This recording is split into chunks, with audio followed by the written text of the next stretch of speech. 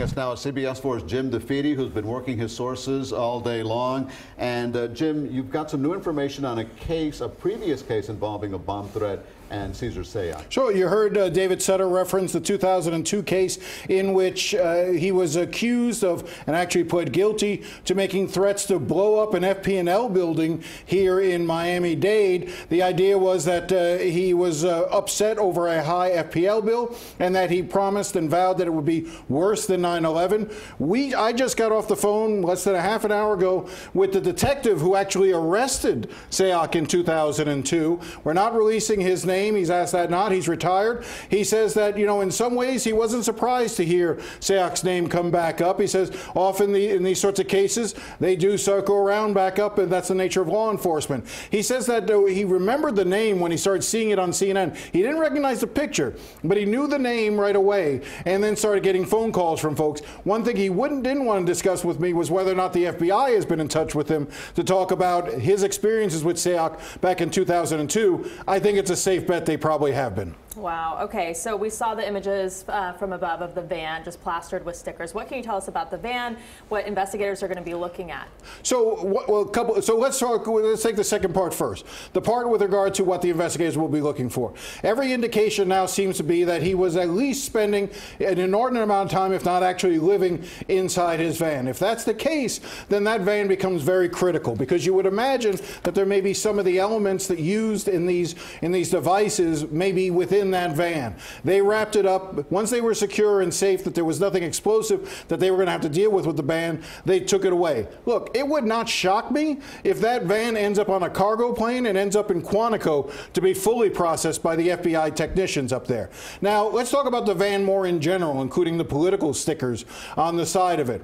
One of the things that's become amazing to me in just the past few hours since those images of the van in the parking lot were first broadcast is how many people have now stepped forward saying, yes, I remember seeing that van. We've got sightings at Aventura. We've got sightings at a VFW in Fort Lauderdale. People are sending me pictures they've taken of the van, time-stamped over the past year. So it became one of these things where people were drawn to this van because of the outrageous things on there. There are crosshairs, you know, pictures of Hillary Clinton with crosshairs on them, pictures of Barack Obama with crosshairs, some very disturbing imagery on there. And yet the nature of our political discourse now is that this was seen as something to sort of take pictures of and say, hey, look at this. This is kind of bizarre. That's where we've come as a society, and that's what's particularly troubling. Yeah, that should have sounded an alarm now in retrospect. Jim, let me ask you about all this evidence that the agents are going to have now with these 13 packages.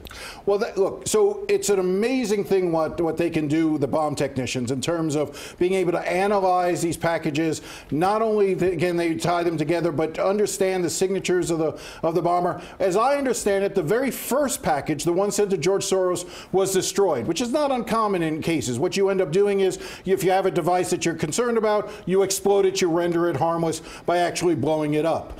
Once they realized they had a pattern, once they realized that this was a series of things, then it became a priority for the federal agents to preserve the packages as much as possible. And that's what they did, and that's what led to the break in the case. Fingerprints were found. DNA evidence is being analyzed. All those sorts of things. The pieces of the bomb itself they'll find other pieces of it probably associated with Sayoc to build their case. And quickly we have to run, but why not call this terrorism? Why are they not declaring this an act of terrorism right now? Premature? Well, look, I think we should be giving full credit to the Department of Justice and the FBI and all the agencies, the Joint Terrorism Task Force that worked on this.